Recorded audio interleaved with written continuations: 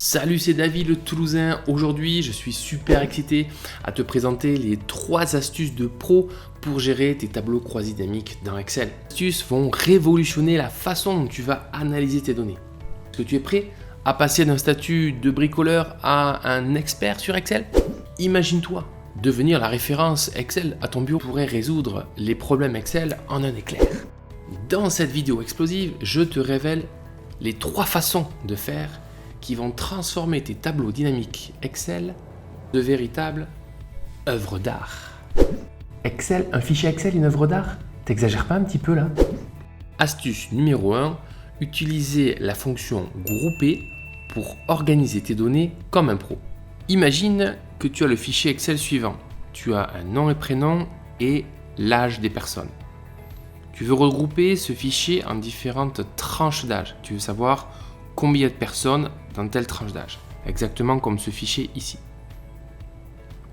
Ici dans ce tableau, comment j'ai fait? Quand je fais mon tableau croisé dynamique par défaut, voilà ce que j'obtiens.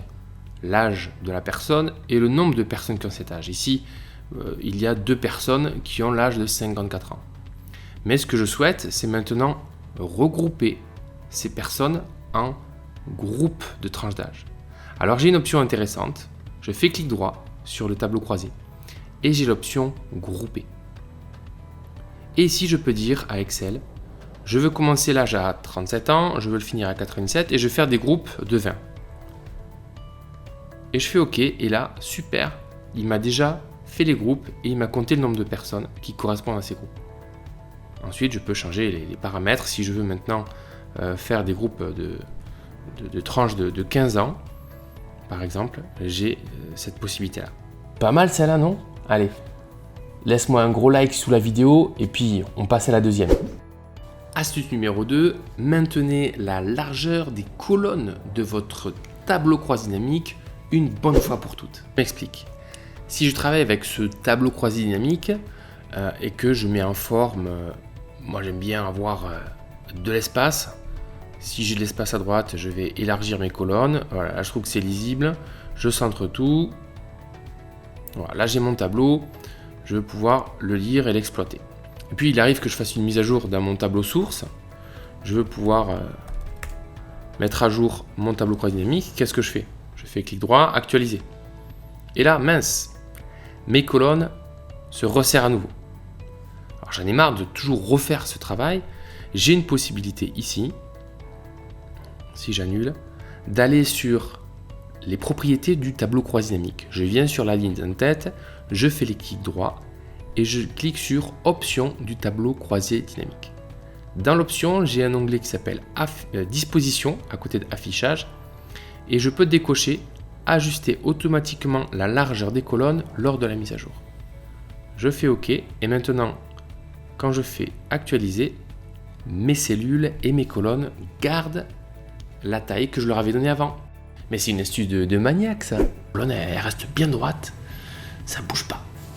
Astuce numéro 3, utilise les segments et les chronologies pour affiner l'analyse de tes tableaux croisés dynamiques en un clic. Qu'est-ce que je veux dire par là?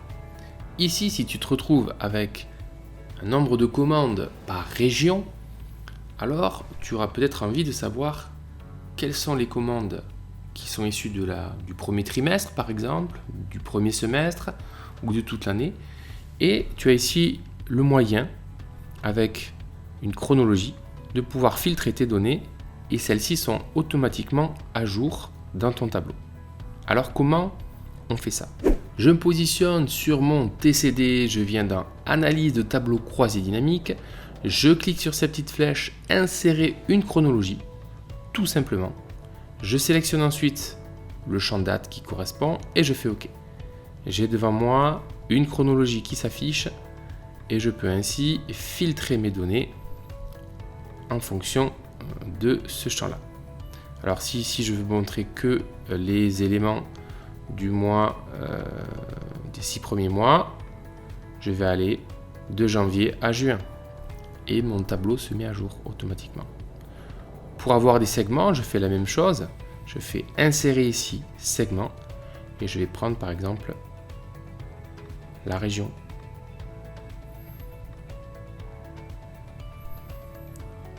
Donc si je veux faire un zoom sur différentes régions, je vais prendre par exemple ces 3 régions-là. Je reste appuyé dessus. Elles n'ont pas eu de commande pendant les 6 premiers mois de l'année. Si je prends toute l'année, je me rends compte que c'est bien, que les commandes sont bien regroupées sur la fin d'année. Afficher toutes mes données, je peux cliquer d'un coup sur l'entonnoir ici et je retrouve toutes mes données. Et la même chose ici. Si je veux fonctionner par trimestre, j'ai la possibilité d'afficher les trimestres ici. J'ai la possibilité d'afficher les années, les trimestres ici aussi. Donc si ici je veux que le T1, T2, je sélectionne de cette façon. J'espère que cette vidéo t'a plu et que t'a fait découvrir de nouvelles choses en Excel. Si tu veux aller plus loin, regarde mon programme de formation et sinon abonne-toi. La prochaine vidéo va s'afficher. À tout de suite.